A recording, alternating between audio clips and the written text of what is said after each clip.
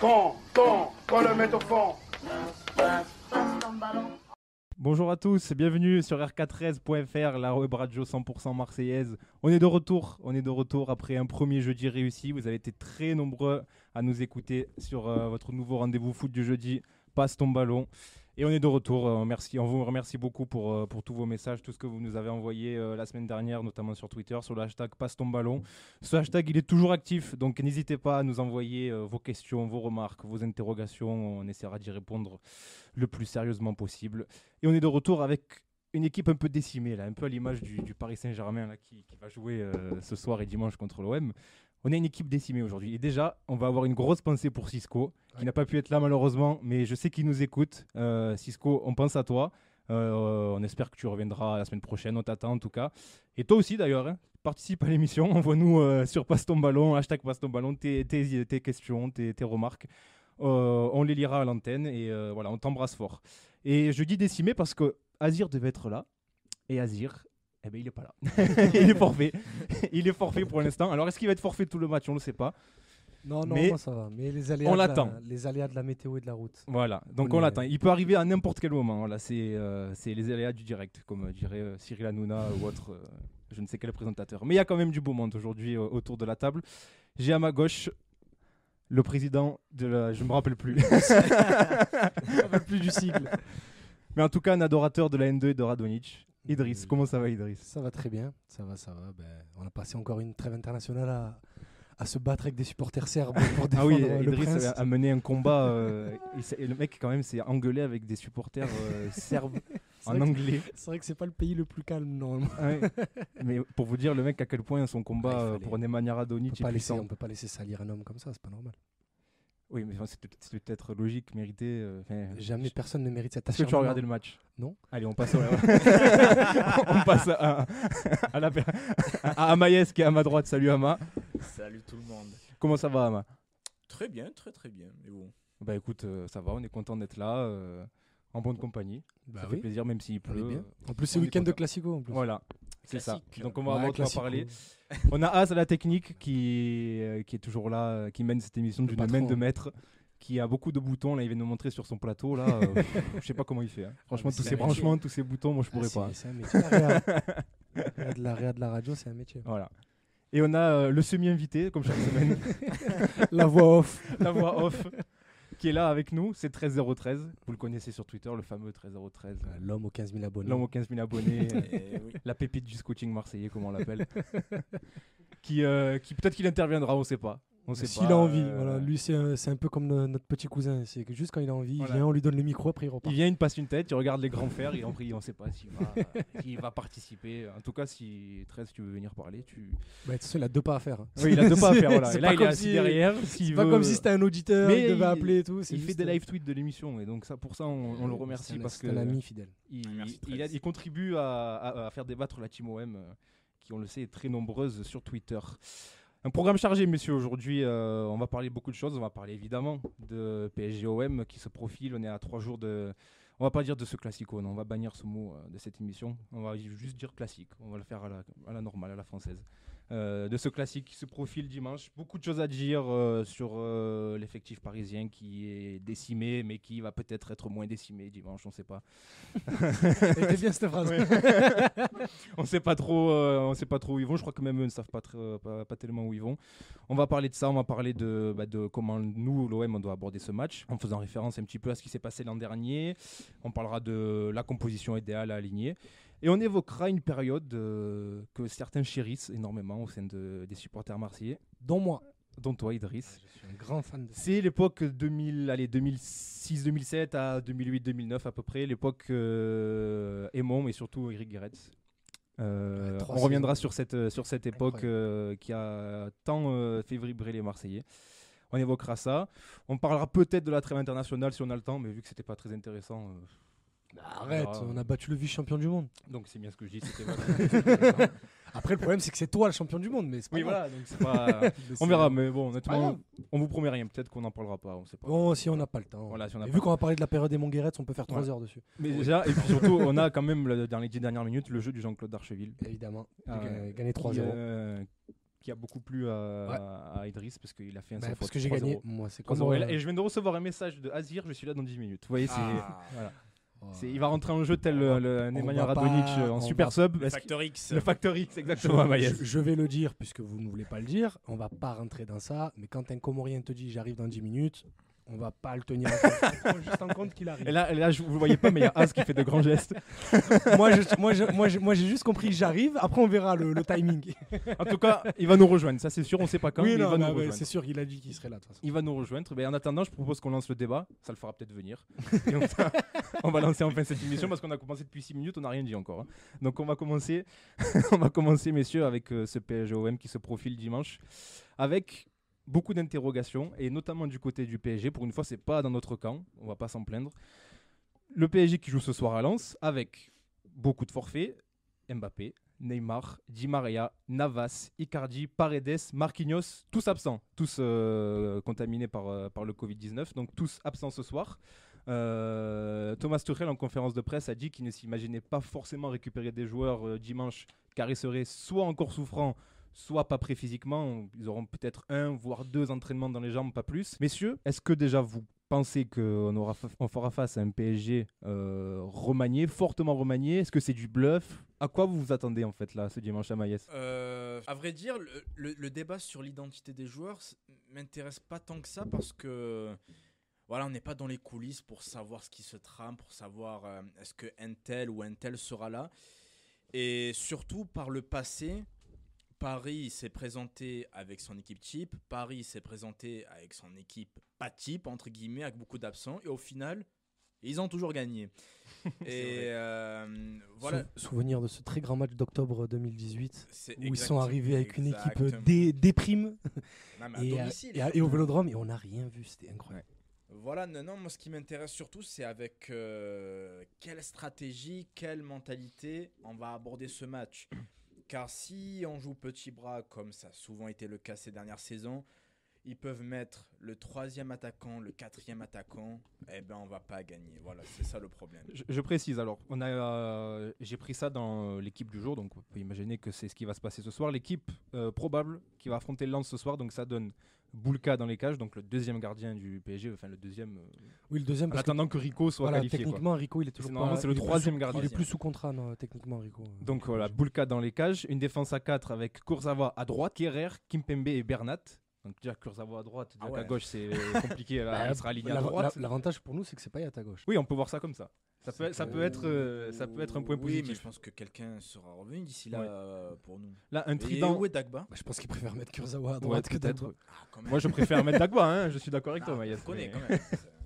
Donc, cette défense, Kurzawa, Kerrer, Kimpembe, Bernat. Le milieu, lui, sera plutôt compétitif. Plutôt Gay, cheap, Herrera, Verratti, donc là, du classique. Et là, devant, par contre, ça fait mal. Sarabia, Draxler, qui n'a plus été titulaire depuis je ne sais combien de temps Jésus-Christ. au Paris Saint-Germain. Et en attaque, Arnaud Kalimundo, donc un jeune joueur qui n'a, je crois Non, pas il qu'il a ait jamais joué en joué. Ligue 1. Hein. Je crois pas non Je plus. crois pas qu'il est joué Non, en je Ligue 1. crois pas Donc, qu'il ait joué. c'est Non, l'équipe non, qui, en tout cas, va affronter Lens ce soir. Zéro. Donc, on peut imaginer qu'elle pourrait ressembler à ça si, d'aventure, il y avait encore des absents dimanche. Est-ce que c'est une équipe, Idriss, qui, toi, t'effraie ou te fait dire bon, ça peut être facile? Je sais pas comment tu vois ça. M'effraie non, mais comme l'a dit Amaïs, le problème c'est pas eux, c'est nous. Parce qu'en soi, même contre une équipe ultra type du PSG, si l'OM se met dans les bonnes conditions, il se met dans les bonnes, prépare bien son match comme ça avait été le cas lors de la dernière fois qu'on les a vraiment bougés, c'est-à-dire octobre ou novembre 2017, quand il y a le but de Cavani au Vélodrome. Certes, on n'avait pas la même équipe, il y avait Rami, il y avait Gustavo en plus, mais il y avait aussi Mitroglou. et Paris était arrivé avec Neymar, avec Thiago Silva, tout ça, avec Cavani, bref, avec la très grosse équipe, et on les a bougés. Pourquoi? Parce qu'on avait très bien préparé le match, et parce qu'on les avait très bien manœuvrés. Et depuis, il y a eu 3 matchs, notamment le match aller de la saison dernière, où on prend 4-0 au Parc, où tu as tout simplement... tu t'es laissé gagner avant le coup d'envoi, où tu t'es dit, bon, ils ont une grosse équipe. Nous, à l'époque, ça allait pas très très bien. Donc, on s'est dit, bon, écoutez, la tourne, on la prend et on part. Le truc, c'est que là, ils arrivent avec une équipe C, parce qu'elle est même pas B, elle est C. Quand j'arrive à mettre Kalimundo, alors que tu as Icardi, Neymar, Mbappé, Paredes, tout ça qui sont sur le banc, c'est une équipe très très très très très faible. Si tu arrives à tout simplement à y aller pour gagner et ne pas y aller pour ne pas perdre, ben c'est toi qui vas tout changer. Parce que tu peux les jouer chez eux. Ils ont joué leur finale de Ligue des Champions, ça fait maintenant 3-4 semaines. Ils n'ont pas rejoué depuis. Ils vont jouer aujourd'hui. Là, on est jeudi. Ils vont jouer dimanche. Ils n'ont pas joué depuis un mois. Et de suite, tu leur demandes de jouer. Ils sont partis en sélection. Aussi, donc tu vas te retrouver avec des joueurs qui vont devoir jouer 2 matchs en 3 jours alors qu'ils n'ont pas joué depuis un mois. Parce que pour ceux qui sont en sélection internationale, il y a Kimpembe. Kimpembe, il a joué vendredi, mais il n'a pas joué hier. Tout ça. J'entends ce que tu dis, oui. Clairement, sur le papier, entre guillemets, les voyants sont verts pour enfin inverser la tendance. Dernière victoire, novembre 2011. Hein. Voilà, on est en 2020. Hein. Et depuis 2011, on en a eu des occasions de gagner, entre guillemets. Mais 3, je dirais. La première de Bop, celle de Bielsa au Vélodrome. Les 3 fois c'est au Vélodrome. Oui. La première de Bop, celle de Bielsa au Vélodrome et le match avec le coup franc de Cavani. Parce que même quand justement tu es arrivé parfois à prendre le match par le bon bout, que tu mènes au score, etc., eh ben il y a un moment dans le match où mentalement tu te fais caca dessus et tu concèdes d'un but. Est-ce que vous n'avez pas peur même à 11 contre 10 parce qu'il y a un match oui, au Vélodrome, c'était en 2013-2014. Je crois que c'est André Ayou qui ouvre le score sur penalty. C'est le virage de la saison pour moi. Thiago Motta qui se fait exclure, je crois. Oui, sur une faute sur Valbuena. C'était au Vélodrome, je m'en souviens. Sur une faute sur le Valbuena et après il y a un gigantesque 1-2 entre Maxwell et Van der Wiel. Il y a une relance de Maxwell, une transversale de Maxwell pour Van der Wiel qui remonte le ballon de 10-15 mètres. Il est pas très attaqué. Il faut dire que l'ailier gauche c'était juste André Ayou à l'époque. Pas le meilleur. Bizarrement, c'était lui le meilleur défenseur des 3, mais bon, sur ce coup-là, il avait pas envie de défendre. Et tu te retrouves avec Van der Wiel qui fait un très long centre et Maxwell qui avait traversé le terrain, qui saute par-dessus. C'était Rod Fanny qui jouait ce jour-là et qui marque un 1-2 entre 2 latéraux quand sur le terrain il y avait Zlatan Ibrahimovic, Blaise Matuidi, Marco Verratti, Thiago Motta et Edinson Cavani. Tu te retrouves avec un 1-2 entre Maxwell et Van der Wiel qui t'égalise juste avant la mi-temps. Et après, on prend en deuxième mi-temps un penalty de Zlatan. Mais sinon, et à 10 surtout. À 10 contre 11. Et surtout, le truc, c'est que le penalty de Zlatan, il arrive entre la 60e et la 70e. Donc il reste beaucoup de temps de jeu après le deuxième but. Et il n'y a plus rien. En deuxième mi-temps, tu fais un non-match. Il n'y a plus rien. Et à l'époque, ça m'avait marqué parce que j'avais regardé j'étais au stade, mais en rentrant, j'avais regardé le CFC, la rediff du CFC débrief. Et à l'époque, je ne sais pas si vous vous rappelez, c'est un détail important, la tribune de Jambon était en travaux. Donc les commentateurs de Canal étaient très très bas pour commenter le match. Et Dugarry avait démonté Franck Passy et Libop qui, après le deuxième but, arrêtaient pas de dire, d'après Dugarry, arrêtaient pas de dire à tous les joueurs les sécurités, moins de risques.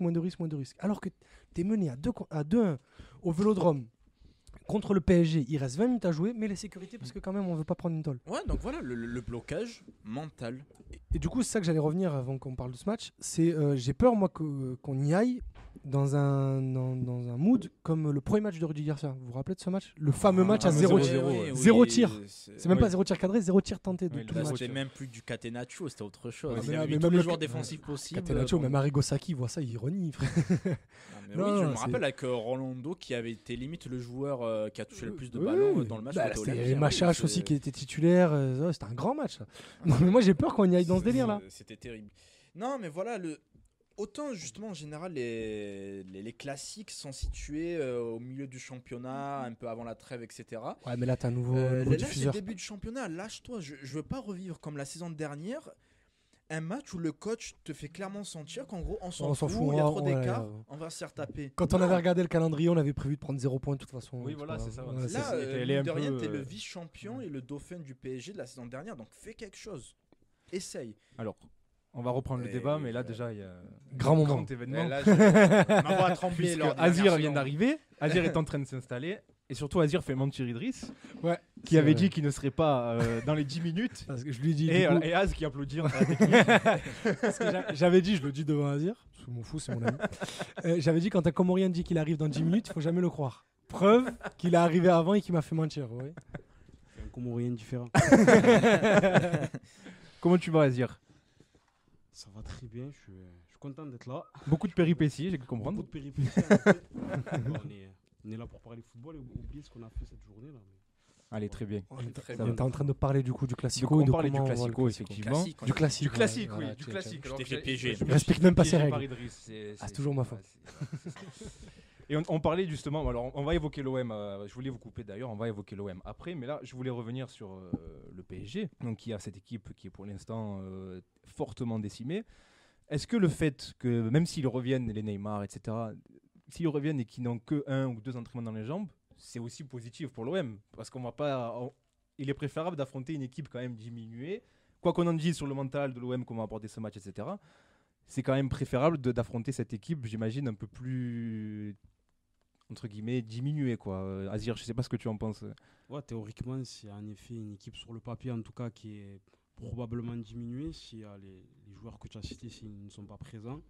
Mais ça reste une équipe, on va dire largement, pour rester Ouais. on va dire tranquille, supérieur à l'Olympique de Marseille. Donc, ouais, c'est vrai que c'est évidemment mieux, je vais pas faire la fine boue, c'est évidemment mieux d'affronter une équipe parisienne diminuée, comme n'importe quelle équipe d'ailleurs, sans ces joueurs importants. Mais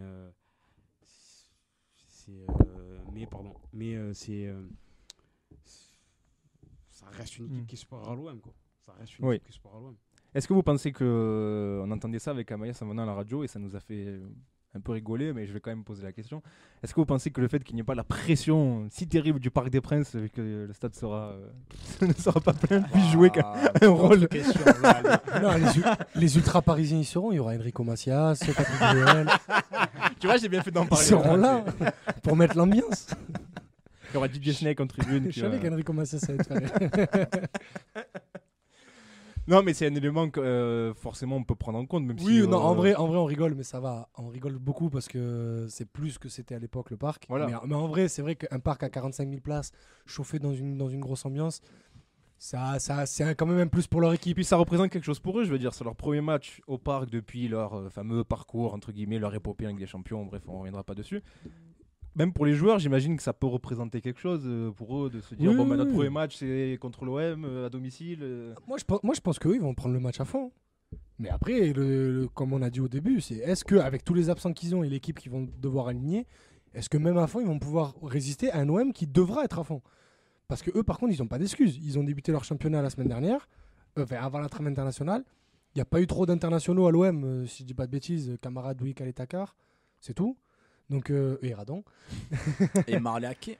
Et Marlaqué, J'ai vu, moi je parle du 11, du 11, 12, 13, quoi, qui rentre qui est titulaire, quoi. Donc ils ont eu 2 semaines pour préparer le match ensemble. Bon, pour moi, il n'y a aucune raison que l'OM ne soit pas à fond. Et surtout, comme on l'a dit et redit depuis le début, là, c'est la plus grosse fenêtre disponible pour enfin briser cette série qui est en train de durer depuis 9 ans.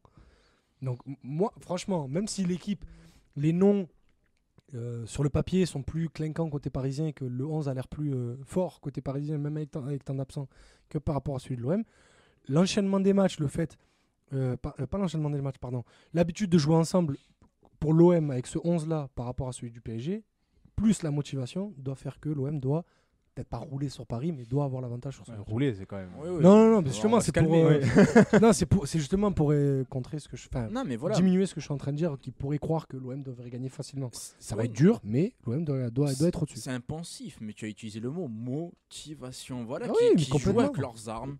Complètement. Ne pas perdre le match avant de l'avoir commencé. Alors justement, on va passer sur l'OM parce que bon, on va parler de Paris pendant 10 minutes, ça suffit. Pourtant, on a un temps parisien aujourd'hui. Mais... Oui, c'est vrai, on a un temps parisien, oui, il fait très très mauvais sur Marseille aujourd'hui. Mais justement, l'OM, on parlait de motivation. Comment aborder ce match réellement? On se souvient l'an dernier que André Villas-Boas avait totalement dédramatisé la rencontre.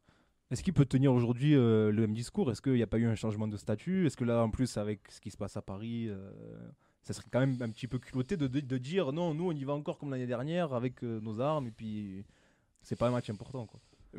C'est ce qu'il avait dit l'an dernier, mot pour mot. En tant que supporter, je le répète, moi j'ai envie qu'on joue avec des intentions offensives, même si tu es sur le terrain du PSG, etc. Tu les as pas Oui. contre Brest, tu les as Oui, pas. non, Moi, voilà, je les aurai en mais parc. laisse-moi développer justement. Désolé. Car tu es le dauphin du PSG, tu as terminé 2e du championnat, donc tu as un statut, comme tu dis. Mais après, quand je vois justement le match amical qu'on a fait contre le Bayern Munich, dans un match amical, on a passé notre temps à défendre contre une équipe largement supérieure à la nôtre, comme l'est le PSG, j'ai peur qu'on adopte encore une fois une stratégie défensive. Et ça serait dommage, car je me répète, on est vraiment très tôt dans le championnat. À la limite, si on se prend une volée maintenant en ayant joué, j'ai envie de dire c'est pas grave. Mais au moins qu'on teste justement pour juger l'écart qu'il y a entre nous et le PSG en adoptant un jeu offensif. C'est vrai que ça peut être un test aussi, peut-être même plus important que le résultat. Si l'OM perd mais en étant bon, en proposant un bon contenu, ça peut être peut-être même plus intéressant qu'un 0-0, un peu comme on disait tout à l'heure, à la manière Triqué, quoi, du celui qu'on a fait quand Rudy Garcia est arrivé. C'est peut-être plus intéressant de perdre avec la manière à dire je sais pas ce que tu penses. Après, comment ça s'appelle, se jeter à l'abordage, je pense que ça va être c'est utopique de penser ça, mais au moins, même si on a une stratégie va dire, qui est plutôt basée sur une organisation défensive solide, compacte, bien en place, mais au moins proposer quelque chose offensivement. Moi, ça ne me dérange pas quand une équipe part de ce principe-là, part de l'idée que d'abord on va se replier, on va être bien en place, mais quand on a le ballon, faisons quelque chose. Le but, c'est de marquer des buts. Tu vois, quel que soit l'adversaire que tu as en face de toi.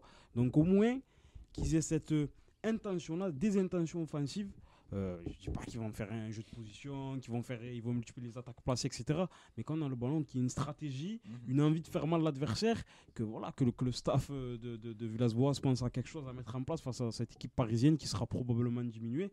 Et comme l'a dit Amaïs, le contexte, par rapport aux joueurs diminués, l'OM qui a un avantage sur le plan athlétique peut-être, vu qu'ils ont joué avant la trêve internationale, etc.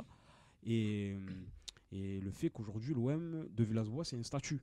Il y a un vécu, la deuxième place, même si c'est très loin du Paris Saint-Germain, évidemment, l'OM n'a pas joué le titre la saison dernière, mais il y a des éléments qui font que l'OM de Villas-Boas n'a pas le droit de se présenter petit bras, et j'espère que le discours en interne, en tout cas, sera beaucoup plus motivant. Ambitieux. Ambitieux, exactement, merci. Ambitieux auprès de ces joueurs. Alors, surtout qu'au niveau des cas de Covid qu'il y avait eu avant le match de Brest, et là aujourd'hui il n'y a plus rien. Normalement, on devrait avoir un effectif qui est complet, avec, comme je l'ai dit tout à l'heure, un effectif qui a eu 2 semaines de trêve internationale quasiment complet pour préparer ce match. Donc les éléments comme Payet, comme Rongier qui vont pouvoir se remettre en jambes. Donc normalement, tu vas avec tous les voyants ouverts. On revient sur ce qu'on disait un petit peu la semaine dernière aussi, sur les intentions plus globalement d'André Villas-Boas, où il avait dit, on se souvient après le match face au Bayern Munich en amical, où il avait dit que c'était volontaire de jouer si bas pour préparer les matchs de la Ligue des Champions. Moi, j'ai quand même l'impression qu'il va se dire, là, on joue Paris, c'est une équipe de Ligue des Champions, donc on va refaire la même chose et on va se mettre très bas et on va répéter nos gammes en vue de... Je pense pas que ça soit cohérent, il fait ça. Mais je pense pas que il est cohérent. Oui, ça serait cohérent. Je pense qu'il va faire ça. Mais après, je pense pas que ça soit aussi manichéen comme ça. Je pense pas qu'il pense à... Il se dit, là, c'est une équipe Ligue des Champions. Je pense que comme nous, il voit l'équipe. Je pense qu'il logiquement, il devrait être devant le match ce soir. Mais c'est quand même une équipe Ligue des Champions. Ouais, mais même avec les absents, ils sont meilleurs que nous. Oui, mais je dis pas qu'ils sont pas meilleurs que nous, mais quand même avec un milieu de terrain Gay, Herrera, Marquinhos, avec ton milieu de terrain à toi qui est plutôt défensif, Rongier, Camara, Sanson, tu peux quand même leur enlever le ballon et les empêcher de jouer. Ben, Verratti, il joue plus depuis un moment quand même. Ah, mais là, je pense qu'il va jouer. Non, je rigole. Non, en vrai, je l'avais vraiment zappé. Verratti, Herrera, Verratti, Herrera et Gay. Je pense que défensivement parlant et au niveau de l'activité, tu peux les gêner. Tu peux gêner les constructions de jeu. Après, là, on rentre dans des aspects tactiques un peu plus précis.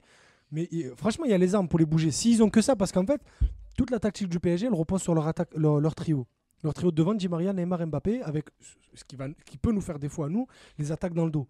Sauf que là, tu vas devoir défendre sur Draxler, Sarabia et Kalimundo. Bon, Kalimundo, je connais pas, je vais pas pouvoir juger. Mais bon, pour une première en Ligue 1, je pense que Doué, Takar et Camara, ils devraient... Normalement, ça va, ils devraient pouvoir pas trop mal se débrouiller. Voilà, on va pas trop aller... Oui, voilà, c'est ça que j'allais dire. C'est un bon jeune. Mais bon, normalement, ça va. Quand tu as deux défenseurs de la qualité de Takar, Camara ou Alvaro, ça devrait aller. Mais donc, avoir ce milieu de terrain-là face à ça, pour préparer les attaques de Sarabia, Draxler et Kalimundo, moi, franchement, ce PSG-là, même si c'est très fort, ne me fait pas peur. Non, mais là, le débat, c'est pas la peur, c'est est-ce qu'on va jouer défensif et je te dis oui. Moi, je suis d'accord avec pense pas non plus. Si, on va jouer défensif. Après, il y a pragmatique et pragmatique. Tu peux jouer défensif, comme l'a dit Azir, mais au moins, quand tu as le ballon, tu te projettes. Là, tu parlais du match le premier sous Garcia où on fait 0-0. Ça, c'était une parodie de foot. Moi, je veux pas voir ça où on a le ballon, on le dégage. Non, mais je pense pas que c'est un contexte très particulier aussi. Oui, tout à fait. C'était sa première, etc. Et c'est pas comparable. Mais Voilà, au moins quand on a le ballon, qu'on n'ait pas peur de se dire, allez, on dit aux latéraux de monter à l'un des milieux relayeurs, de monter exactement pour accompagner les attaques. Il a dit, il faut demander aux latéraux de monter. Il a oublié que c'était Amavi et Sakai. Mais voilà, mais oui, non, mais Il est mignon. Mais, Du monde, du nombre. mais tu vois, Non, je rigole, j'ai compris ce que tu veux non, dire. mais tu vois, c'est ça le problème aussi, justement, qu'on les bride pas à ce niveau. Parce qu'un entraîneur pragmatique comme Villas-Boas peut très bien leur dire, bah, tu sais quoi, on a le ballon, vous dépassez En fait, pas on la est, ligne en fait, médiane. on est tous les deux d'accord sur ce qu'on dit, on est juste pas d'accord sur la prédiction qu'on en fait. Mais moi, je serais très heureux si on prend l'initiative, mais j'y crois pas du Non, tout. moi, je vois pas d'un coup pourquoi franchement- on prendrait l'initiative Franchement, alors qu'on l'a pas fait. Pour moi, ça serait un aveu d'échec incroyable. En vue de la saison. Parce que face à un PSG pareil, si tu te demandes pas non plus de partir en bielcisme et partir à tout azimut devant les buts. Mais tu peux être à toute berlingue. mais quand même y aller avec un peu plus d'intention que de base. Azir, tu voulais Que prévu, pardon. tu voulais Non, ajouter quelque Non, chose à... juste, j'ai du mal en fait à imaginer. Désolé Idrissa, je suis d'accord avec Mathieu et Ouais, pas de Amayas. souci.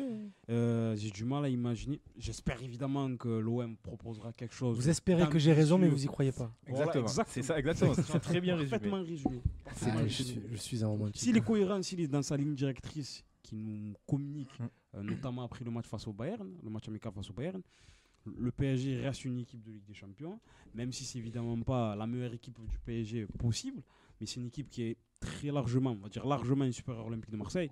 Et donc, je pense qu'ils vont arriver avec... Après, il y a pas. pas beaucoup d'ambition offensive, ils vont chercher à rester bien en place. Après, côté PSG, il n'y a pas de joueur de largeur là. Parce que même Sarabia, c'est un joueur qui joue beaucoup à l'intérieur. Draxler, c'est un joueur qui, même s'il est positionné sur l'aile, il évolue exclusivement dans l'axe. Donc il y aura même embouteillage chez eux. Hein. Le joueur le plus offensif, le joueur le plus offensif, dangereux offensivement, pardon, pour moi, c'est Bernat là. Et s'il y a à droite, c'est Kurzawa, c'est encore Ouais, confirmé. bon, ce ça que va tu dis. encore. Ah, Non, Kurzawa encore. à droite. Oui, offensivement, ça va, mais bon, après. Parce que le temps qu'il rentre sur son pied gauche et tout, parce que Kurzawa, il a pas de pied droit. Ah non, mais moi Donc, je dis que c'est au contraire, ça va être très Oui, compliqué. ça va si aller. c'est Donc, lui, donc après, si Draxler, après, il a qualité technique, Draxler pour bouger un peu et créer un décalage. Bernat qui s'infiltre à l'angle de la surface, ça peut être dangereux. Après, ouais, il n'y a pas de largeur dans cette équipe. En fait, c'est ça qui me fait dire, je vois pas pourquoi il n'y aurait pas un peu plus d'ambition. C'est vraiment quand on se focalise sur le 11 que le PSG projette. Après, ils sont pleins de Neymar a eu les premiers symptômes le 25, et même si ça a été déclaré le 27, il pourrait jouer si on respecte la quatorzaine de... Donc en fait, ils vont user de tous les moyens possibles pour avoir leur meilleur joueur Je dispo. pense que tu auras une des stars. Ouais, je pense aussi. Je pense qu'ils vont se débrouiller pour qu'il y ait au moins Neymar ou Di Maria disponible. Ouais, Parce dans quel qu'Mbappé état, c'est on mort. sait pas, mais- Mbappé c'est mort, il a été testé cette semaine, donc il sera pas quoi qu'il arrive. Mais il y aura Di Maria ou Et juste Neymar. l'un des deux, ça suffit largement à augmenter. Et limite, très Je préfère significativement qu'il y le ait niveau Neymar que Di Maria. technique. Pareil. Di Maria a toujours été bon contre C'est l'OM. vrai. Ah, Même très bon, c'est vrai. et surtout Di Maria, il peut rendre beaucoup plus service à ce collectif que Neymar, qui va devoir lui par contre se nourrir de ce collectif. Alors que Di Maria, lui, peut le mettre en valeur. C'est très bien dit ça. N'hésitez pas à réagir sur le hashtag Passe ton ballon, à nous dire votre ressenti sur ce match, voire même vos pronostics, comment vous sentez ce match. Messieurs, est-ce que l'OM peut se cacher là on a fini deuxième l'an dernier. Comme on disait à l'instant, c'est peut-être l'occasion ou jamais.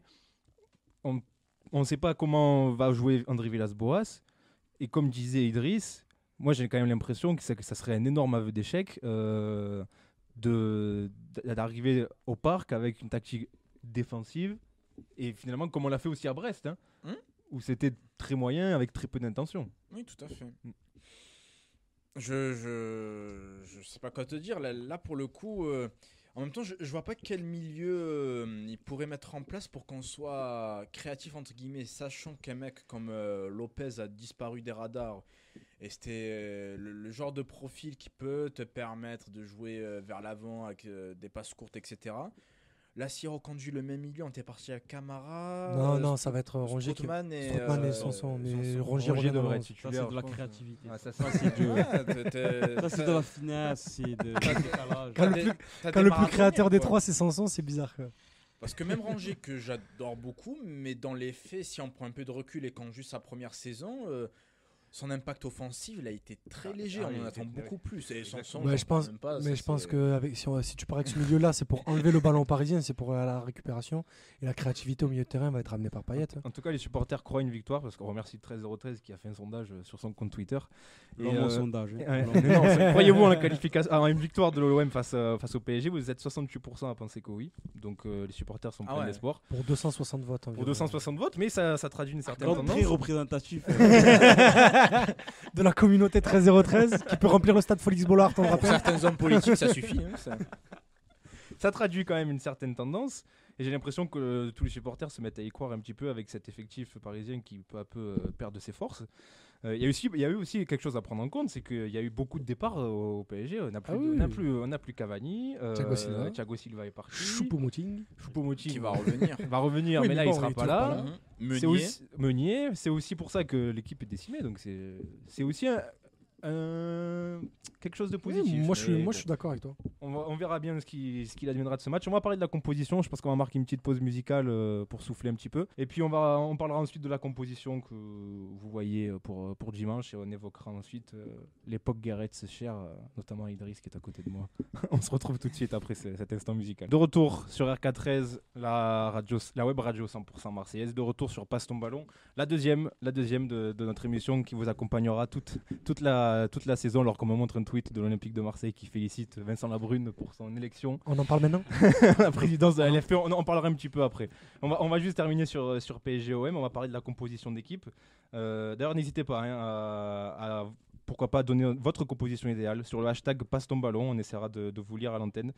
Et sur RMC, il y a l'imminent Mohamed Bouabsi, qui a ses entrées au club, on le sait, qui a donné la composition très probable de dimanche. Donc ça donnerait évidemment Mandanda dans les cages.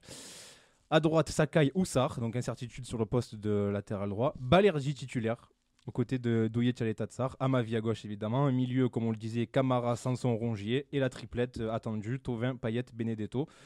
Petite surprise, messieurs, si Balerdi venait à être titulaire, on attendait peut-être Alvaro, même si il se remet à peine du Covid-19. Mis à part ce poste-là, c'est ce qui était attendu pour cette confrontation dimanche face à Paris. Bah ouais, tu veux qu'il fasse quoi d'autre surtout Ouais. On n'a pas 40 000 options, donc Pas grand chose. C'est vrai. non, on a un effectif très léger. Il va rester dans son système préférentiel. Espérons que ça passe. Oui, l'incertitude concerne l'axe central. Je suis quand même étonné. Je pensais quand même qu'Alvaro allait commencer, surtout qu'avec l'histoire des 5 changements. À la limite inclure Balerdi justement en cours de match si Alvaro justement venait à galérer. Moi, je préfère dans ce sens-là, moi. Ouais, Parce que faire rentrer l'approche. Faire rentrer Balerdi en cours de match si pour Alvaro ça se passe pas bien, ça me. Ouais, Ouais, je, ça je dépend préfère de lui. je préfère voir le jeune Ouais. débuter et l'expérimenter rentrer si besoin que l'inverse. Ouais, mais tu peux te dire justement que le jeune justement n'a pas l'expérience de ces matchs, qu'il a il a très peu de matchs en pro au Ah final, oui, Balerdi, bah, on l'oublie parce que voilà, Une dizaine, il même vient pas. de Dortmund, qu'il a eu une cape, c'est ça, avec l'Argentine A, si je dis pas de bêtises. Il a été appelé, mais je sais pas s'il a joué. Ou ouais, du moins il a été dans convoqué. le groupe Argentine, mais il est très jeune, il est inexpérimenté, et même s'il a fait un bon début de match contre Brest à mes yeux, d'ailleurs notamment balle au pied, etc. Ouais, on voit qu'il a encore que quelques erreurs de concentration, donc Ça peut être un attention. choix risqué, ouais. Ça peut être un choix risqué. Moi, je trouve ça très étonnant. Franchement, je m'attendais vraiment. Moi qui suis pas un très grand défenseur d'Alvaro, ça me rassure. Oui, on connaît ton amour Oui, non, pour Alvaro González. C'est un peu extrême à ce Mais niveau. mine de rien, dans un PSG-OM, Alvaro González apporte quelque chose Oui, que non, en Balerdi vrai. n'apportera peut-être Après pas. ça, il sans apporte blague, sa c'est vrai. grinta. La grinta chère à Azir, on le sait. Non, au-delà de la grinta, c'est le leadership. Le leadership, le calme et l'expérience qu'il peut apporter dans ce genre de match où les leaders sur le terrain que devraient être Mhm. Payet et Thauvin ne peuvent pas apporter à ce niveau-là. Donc oui, après, si j'enlève la vanne de secondes, je pense aussi que moi, je pense perso que c'est Alvaro qui va commencer. Je pense que là, c'est la compo qu'ils ont préparée cette semaine. Alvaro est en train de se remettre petit à petit, mais je pense que si Alvaro peut jouer, il va jouer. Surtout si Paris arrive avec cette attaque-là, Sarabia, Draxler, Kalimundo. Je pense qu'il va mettre Alvaro histoire d'avoir un chef sur le terrain. En tout cas, sur Twitter, encore merci 13 pour ce sondage qui mettriez-vous titulaire aux côtés de Thialet Tatsar en défense centrale dimanche? Vous êtes 80% à privilégier l'Espagnol, Alvaro González. Donc, Ouais, parce que tu privilégies le connu. Voilà, c'est ça. Le connu et puis ce côté grinta. Quoi. Oui, ben après, voilà, C'est c'est un joueur qui, au-delà de sa communication qui m'agace, a réussi à mettre les supporters dans la poche par des performances qui sont pas non plus dégueulasses. Je pense que, voilà, surtout, comme tu l'as dit, pour un classique, les supporters préfèrent, je comprends les choix des supporters de préférer le joueur qui est en plus étiqueté capitaine de la défense pour ce type de match-là. Après, si c'est un match, si on refait le même sondage avant un match contre Nantes ou Dijon, je pense que le résultat serait un peu plus serré. Exactement. Peut-être pas à l'avantage de l'Argentin, mais un peu plus serré. L'autre nouveauté de cette composition, et oui, c'est une nouveauté, c'est la triplette d'attaque, Thauvin, Payet, Benedetto, qu'on va voir pour la première fois. Alors beaucoup de curiosité, je pense. On l'avait pas eu contre Nantes l'année dernière, quand Benedetto avait fait son premier match? Ah, Thauvin était blessé déjà. T'es déjà blessé? Ouais, je crois. Ouais. Ok, ouais. Non, Thauvin c'est se blesse en bien. juillet, il me semble. Là, il Ouais, son c'est premier pas- match. Il débute même pas la Non, saison, si j'ai les pas de deux jouent souvenir. ensemble, ça c'est me- plutôt autour de Thauvin avant Oui, l'arrêt mais du là, ça sera championnat. en C'est- tout cas la c'est le première fois dernier qu'ils match seront contre alignés Angers, d'entrée bon. tous. Bon, tous les bref, on trois. s'en fout. Oui, c'est une bonne nouvelle. C'est une bonne nouvelle parce que on a vu tout au long de la saison dernière et pendant la première mi-temps de Radonjic dimanche dernier qu'il manque. On a il vu, en effet, on a vu. On a vu. profite On pas a trop vu. non plus. Non, ce qui serait intéressant de voir justement, c'est sur quel côté le jeu de l'OM va pencher. Parce que justement, Idriss parlait de la présence de Radonjic la semaine dernière. Le jeu a énormément penché sur le côté de Thauvin. En effet, ouais.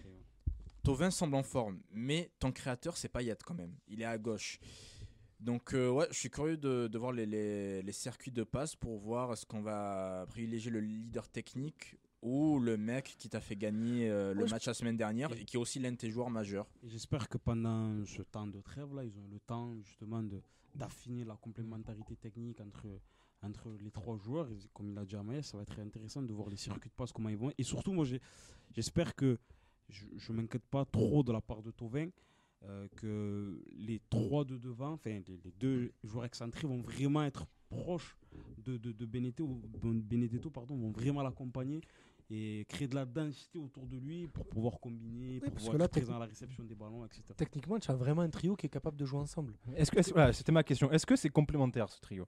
Parce qu'on a les- complètement. Moi, je trouve que ce terme complémentarité il est un peu galvaudé parce que du moment qu'on a deux joueurs qui ont un profil différent, Ouais, un grand, ouais. un petit, ou un C'est technique, vrai, c'est un physique, on dit ah c'est bon, ils sont Ouais. complémentaires. Est-ce que là, vous pensez vraiment que c'est un trio qui va facilement se trouver, qui peut avoir une certaine complémentarité? Pour moi, oui, parce que tu as Payet qui est le meneur de jeu de l'équipe, donc qui est un meneur de jeu excentré, qui n'est pas un ailier de débordement. L'avantage qu'il a justement, c'est d'avoir un latéral comme Amavi qui prend le couloir, bon, même si c'est pas toujours avec réussite, mais il le prend quand même, donc ça libère mine de rien un latéral. Tu as un attaquant qui sait tout faire comme Benedetto, parce qu'en vrai Benedetto il sait pas tout bien faire, mais il sait tout faire. Qui participe au jeu aussi. Oui, voilà, Qui c'est aime ce que jouer je veux dire, c'est qu'il dans un petit périmètre. Bien combiné. il peut jouer le renard des surfaces, il peut redescendre à 20 mètres, on l'a vu, je sais plus de quel analyste, dommage je peux pas le citer, mais il y avait quelqu'un sur Twitter qui avait démontré que les deux buts dans le jeu inscrits face à Brest venaient d'une déviation de Benedetto qui décrochait à 15-20 mètres de la surface. Il sait tout faire Benedetto, donc pour moi Benedetto il est complémentaire avec n'importe quel type de joueur. Et après tu as un ailier de stats. Thauvin c'est un joueur de stats. C'est un joueur sur un terrain qui n'apporte pas grand chose si ce n'est des stats, de la passe décisive et des buts. Et quand on a un effectif comme l'OM qui est aussi pauvre en joueurs de stats, d'avoir Thauvin c'est que du bénéfice. Mais bon, on plonge quand même dans l'inconnu parce que c'est la première fois qu'ils vont évoluer ensemble, donc c'est. Je ne les vois pas ne pas s'entendre en fait. Sur le papier, en tout cas, personnellement, c'est après, c'est une triplette qui est séduisante sur le C'est papier. trois mais joueurs qui sont à l'aise avec le ballon et je pars peut-être du principe un peu naïf que voilà, c'est des joueurs qui sont amis avec le ballon, qui sentent le foot, qui sentent au-delà de leur niveau. Je dis pas c'est des joueurs de classe mondiale, etc. Mais c'est des joueurs qui sentent le foot. Donc je vois pas, comme Idriss a dit, je vois pas comment ils ne pourraient pas s'entendre. Après, il y a des détails tactiques au niveau des déplacements, de la complémentarité, même si c'est un mot un peu galvaudé comme tu dis, mais dans leur capacité à combiner entre eux. Si ça marche pas dès dimanche, C'est pas grave. avec le temps, je pense, sans trop me mouiller, que ça peut donner quelque chose d'intéressant, Surtout si au moins à Paris, l'échelle de la Ligue 1. Surtout si Paris aligne une charnière Kimpembe-Marquinhos qui sait très bien défendre ce genre de profil comme Benedetto. Si ça marche pas dimanche, c'est pas très grave. Alors, on nous pose une question très intéressante sur le hashtag Passe ton ballon, c'est Mathias qu'on salue d'ailleurs, qui nous demande Payet ou Thauvin pour les coups de pied arrêtés, sachant que Thauvin a très bien tiré les coups de pied arrêtés à Brest. Payet. Pas- Payet, ouais. Ah, c'est pas dit. Payet. Bah, Thauvin les a très bien tirés à Brest, Oui, donc oui, il peut oui, jouer mais sur cette vague-là, Si de on dire est- j'ai ouais, fait Mais de bon, passes ça fait décisives. 3 ans qu'il tire des corners sur les protèges tibias des Oui, adversaires voilà, j'allais dire aussi. ça dans la culture de l'instant, on dit Thauvin, mais si on Non, regarde non. globalement son passage à l'OM, non, Payet, faut pas déconner. Non, Payet.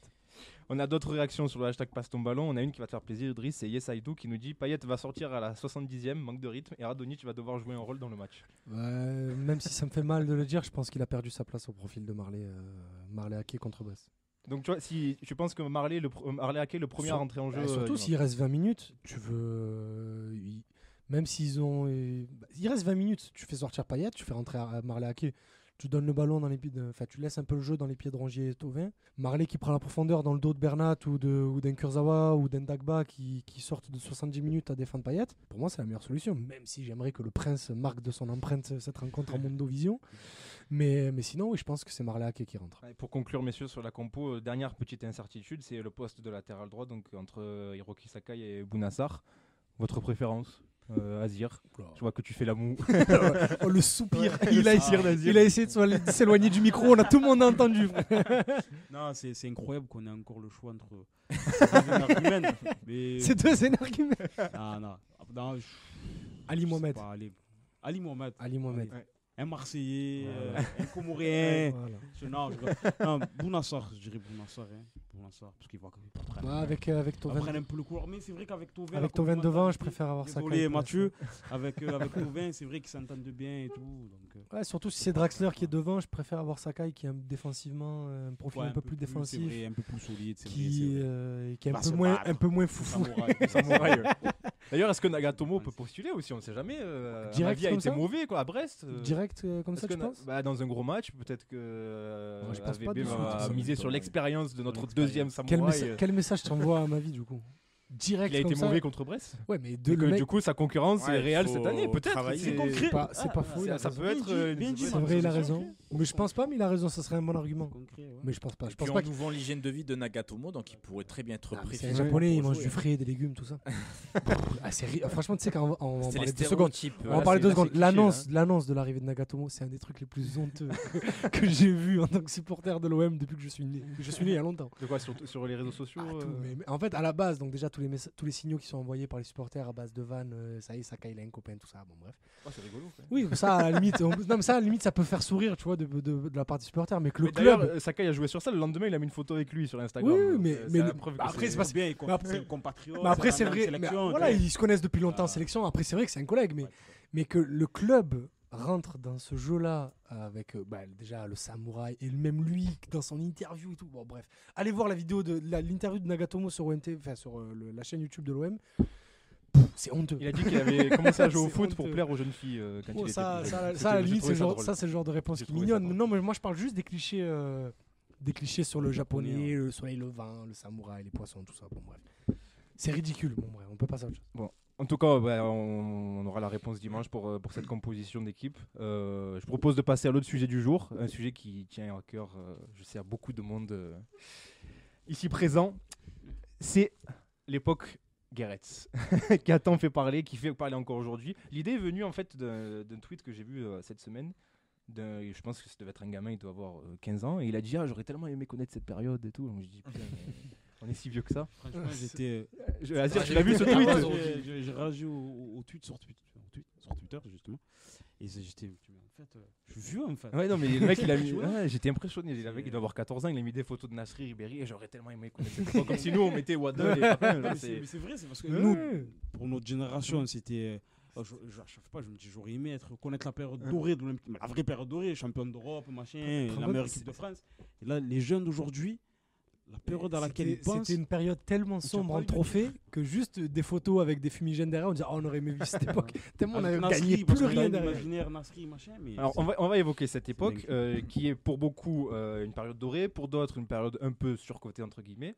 Mais pour lancer ce débat, je propose à Maïs de prendre la parole. Il a préparé un petit flashback dans sa chronique qui va certainement vous rappeler de très bons souvenirs. On l'écoute.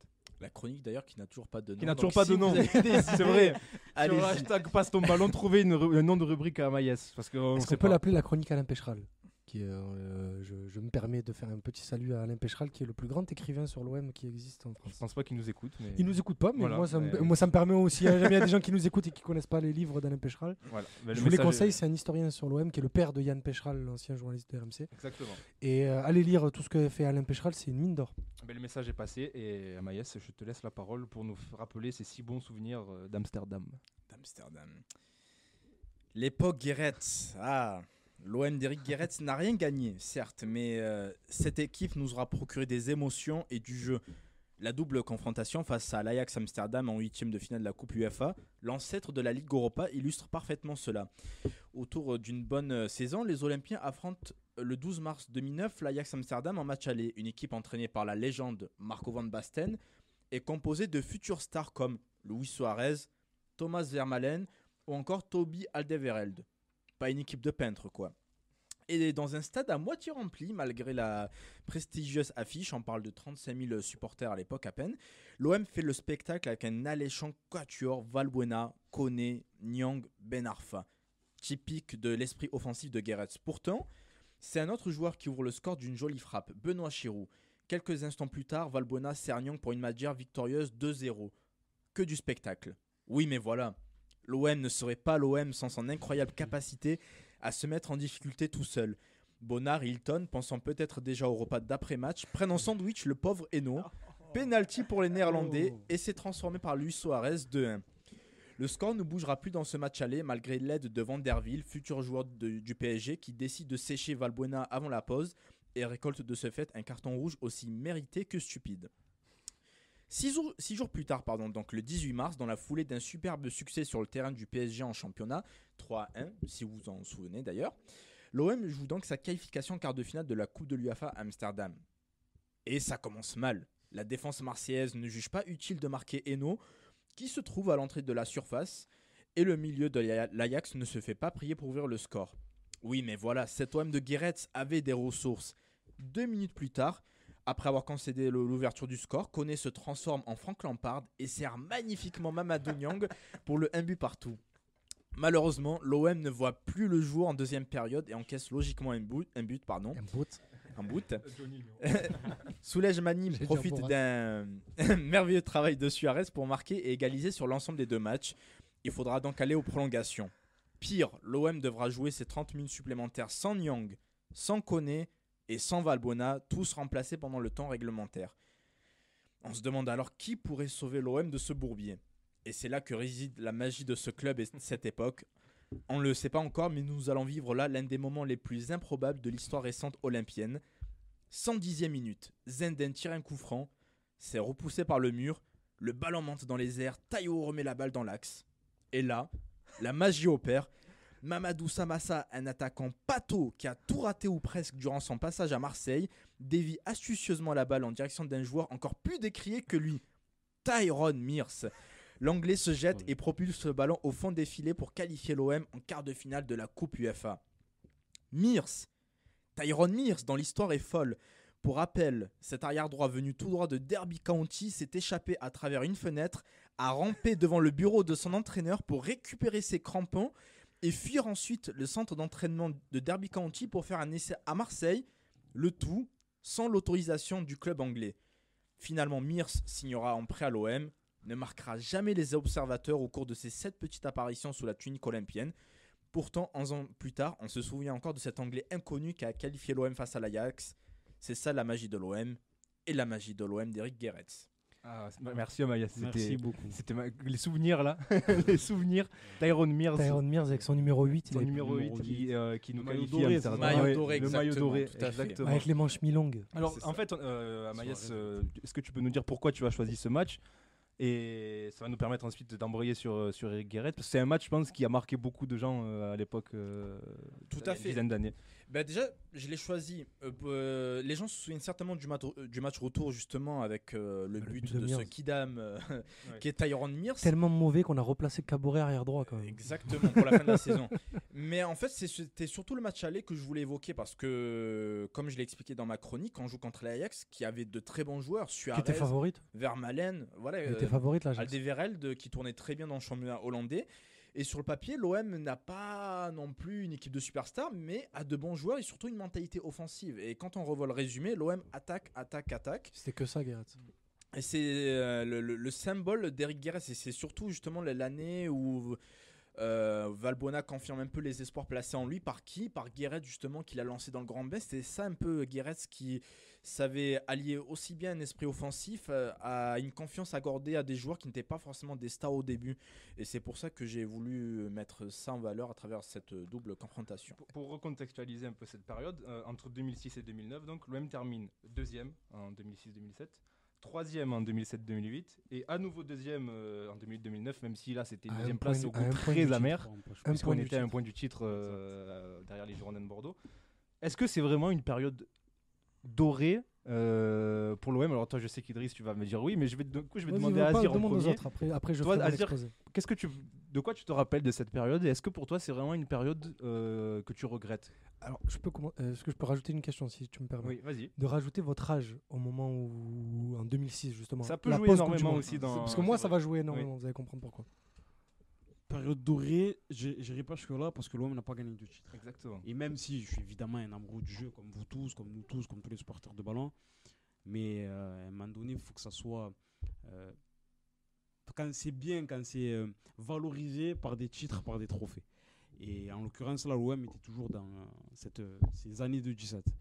Mais par rapport à l'esprit, comme l'a très bien décrit Amoyes, l'esprit offensif que dégageait cette équipe, et beaucoup de joueurs sympathiques. Et après, le fait aussi que j'étais assez jeune, j'étais adolescent. C'était un moment où vraiment je commençais à bouillonner par rapport à l'Olympique. Enfin, j'étais en plein bouillonnement par rapport à l'Olympique de Marseille, par rapport à mon amour du jeu, du foot, etc., ma passion pour le football. Et donc, c'est des choses qui jouent aussi également. Et si j'avais un truc à retenir, c'est l'esprit offensif de cette équipe, même s'il y a eu beaucoup de moments difficiles aussi, mais l'esprit offensif de cette équipe. Mais de là à dire que c'était une période dorée, je trouve que c'est un peu fort. Est-ce que je regrette cette époque par rapport à ce qui se passe aujourd'hui? Évidemment.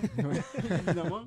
Parce qu'à défaut d'avoir des titres, on avait une équipe qui sais que cette équipe aujourd'hui représentait un peu Marseille. Qui avait un esprit offensif, on insiste beaucoup là-dessus. Cette équipe a dégagé quelque chose. Guéret s'est dégagé quelque chose. À l'image d'un Bielsa un peu plus tard. C'était un entraîneur hyper charismatique en conférence de presse. C'est un des premiers entraîneurs que je commençais vraiment à écouter en conférence de presse. Donc par rapport à toutes ces choses-là, c'est une période sympathique en tant que passionné de foot, en tant que supporter de l'Olympique de Marseille. Mais période dorée, je pense que c'est un peu fort. Est-ce que je vais me faire un peu l'avocat du diable, mais je suis là pour ça.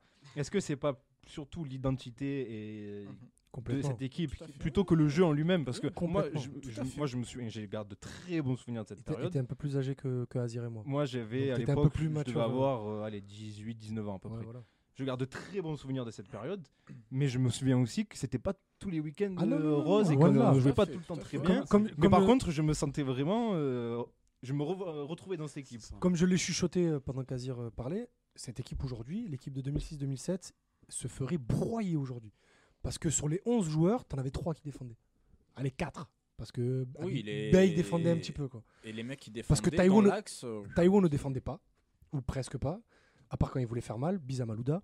Il y avait Hilton, il arrive après. En 2006-2007, c'est la charnière, tu débutes. Non, quand tu débutes 2006-2007, c'est Zoubar Sivelli. Enfin, au début, c'est Zoubar. C'est Zoubar. Non, ça, il arrive en 2008. C'est Zoubar César. Après, ça devient Zoubar Sivelli, qui en janvier va devenir Zoubar Julien Rodriguez. Et c'est Sivelli à son arrivée. Donc et Sivelli qui n'était pas terrible. Ouais. C'est, non, encore quoi que, non, cette saison-là, ça va. C'est la saison d'avant qui n'est pas terrible. Cette saison-là, ça va. C'est la saison d'après, où ça devient JV Rodriguez, qui est tellement nul, où Zoubar n'arrive pas à confirmer sa première saison, qui était très bonne. C'est là que tu descends Sana, non Et c'est Sana qui joue défenseur toute la fin de saison, où tu finis au milieu de terrain avec Cherou et Mbami, ou Cherou Mbami et un peu Ziani aussi, bon bref. Y avait, moi je te parle juste de la saison 2006-2007 où tu commences, t'as Zoubar, Sivelli, Bey et Sana au milieu de terrain. T'as 4 joueurs qui défendent. Sinon tu te retrouves avec des matchs où t'avais Nasri en relayeur, donc numéro 10, avec Ribéry à gauche, Maoulida à droite, Niang et Cissé devant. Tu te rends compte du peu de joueurs qui défendent là? Ah oui, non, c'est ça qui a marqué les gens surtout, je pense. C'est parce que la quantité de joueurs offensifs, il n'y avait que des joueurs offensifs et surtout qui percutent, qui prennent des risques. Et là où sur moi ça a joué, c'est que moi 2006-2007 c'est post-Coupe du Monde, j'ai 10 ans, enfin j'allais fêter mes 11 ans. Je suis mais alors 100% derrière cette équipe avec pour moi Ribéry qui est l'élu derrière Zidane. Je savais pas ce qu'il allait faire. Je savais pas ce qu'il allait faire derrière. C'est la jeunesse. Ça, mais j'avais même pas 11 ans. Et donc moi je suis jeune abonné au Stade Vélodrome à l'époque. Et cette équipe, moi à 11 ans, qu'est-ce que tu comprends la tactique? Moi, je vois juste une équipe qui attaque. Cissé qui envoie frappe sur frappe. Quand il débute, Cissé, il débute en décembre. Ces 3 premiers mois, il marche sur l'eau. Chaque frappe est cadrée, c'est au moins soit un arrêt du gardien, soit but. Nyang, qui sort de sa fin de saison dernière, qui est très très bonne en 2006-2007, qui explose dans l'axe, parce que t'as pas Cissé jusqu'en décembre. Pagis qui est souvent blessé, donc tu te retrouves souvent avec Nyang dans l'axe, avec Maoulida à droite et Ribéry à gauche. Et tu te rends compte, j'ai oublié de citer Pagis dans les joueurs offensifs que tu avais. Michael Pagis, quoi, bref. Et avec Maoulida à droite, Ribéry à gauche et Nyang en pointe. Nyang qui se révèle attaquant de pointe confirmé, parce qu'à Strasbourg, il jouait toujours sur le côté, justement à côté de Pagis. Il démarre sur le côté à l'OM aussi. Oui, à gauche, il joue à gauche, oui, parce qu'on avait Jiménez et Mendoza. et bref, du coup, et Coquet aussi. Et du coup, tu as cette équipe-là qui, comme tu l'as dit, Azir, te représente. C'est très con ce que je veux dire, mais enfin très bête, pardon.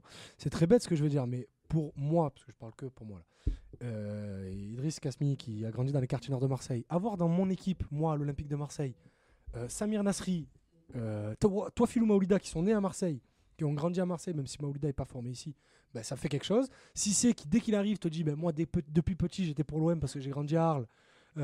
Ribéry qui n'a jamais dit j'ai toujours été pour l'OM, certes, mais qui a s'est toujours montré fidèle au maillot jusque-là.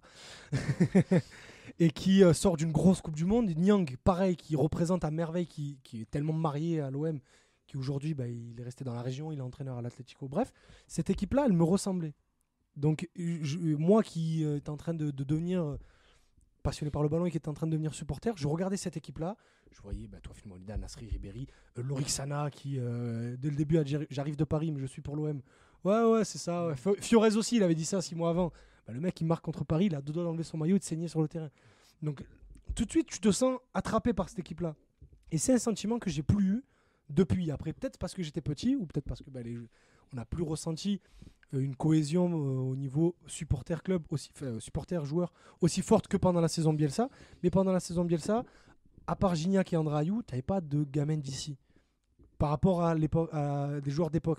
Tu avais Payet, qui est un joueur phare de la décennie 2010 à l'OM, mais qui, qu'on le veuille ou non, ne sera jamais marseillais.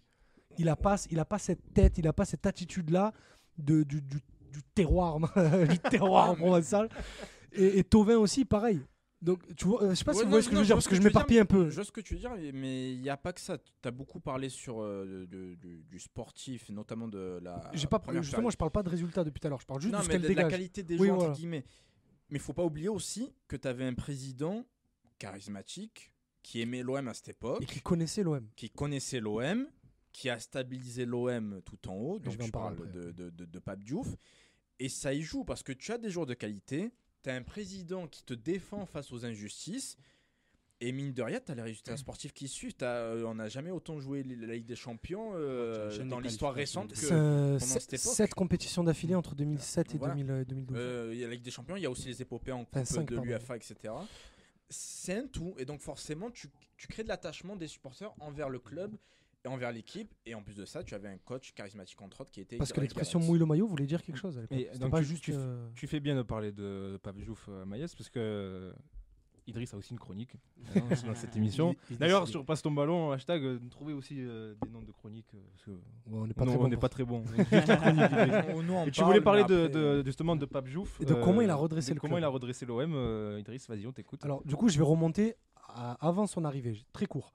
L'arrivée de Pape Diouf, elle se fait après le départ de Christophe Boucher, qui est corrélé au départ de José Anigo. Bon, après, ça, c'est une autre histoire. À l'automne 2004. Pape Diouf arrive aux manettes et il arrive avec une équipe qui vient de faire près de 50 millions de ventes, dont 38 rien que pour Didier Drogba.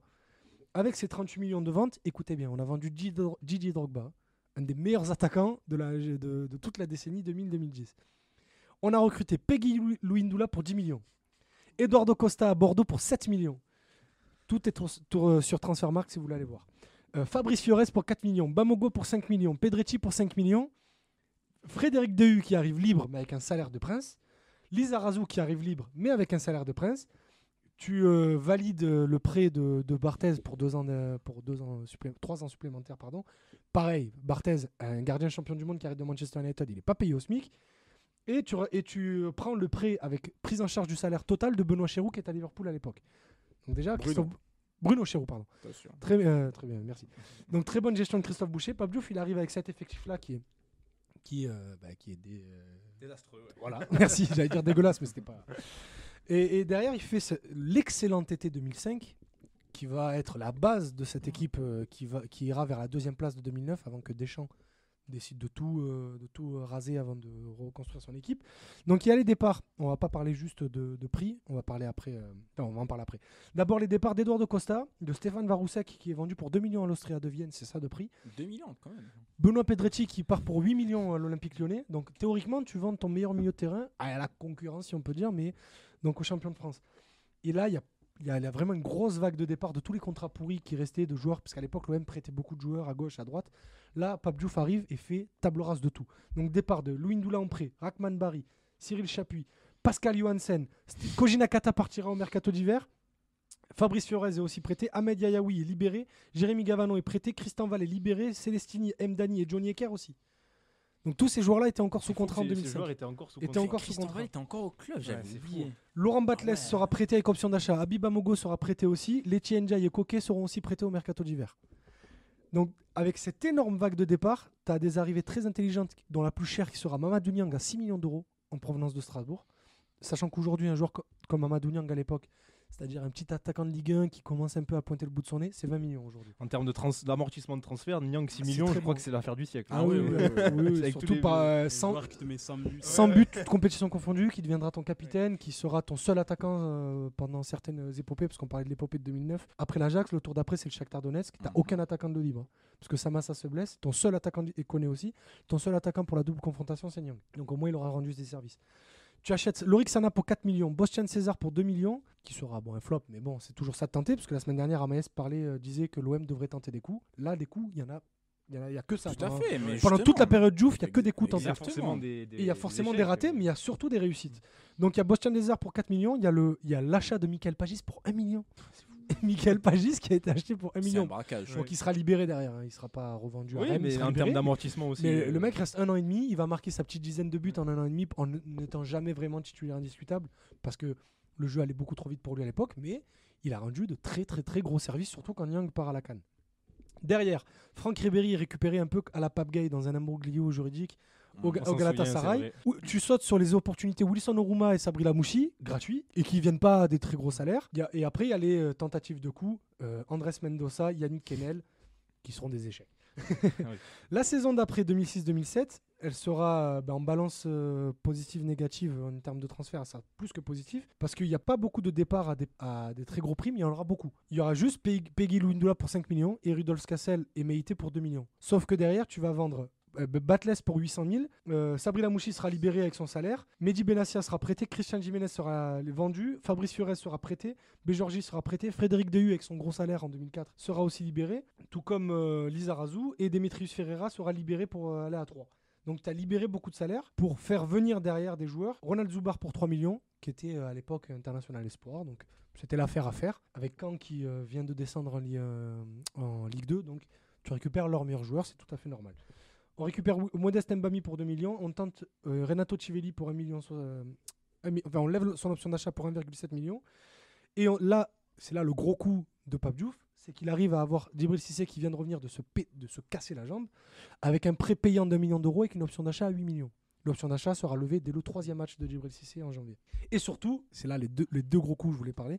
Donc le premier coup Djibril Cissé, mais surtout la chapelle Sixtine de Pape Diouf, faire venir Mathieu Valbuena pour 600 000 euros de Libourne de Saint-Seurin.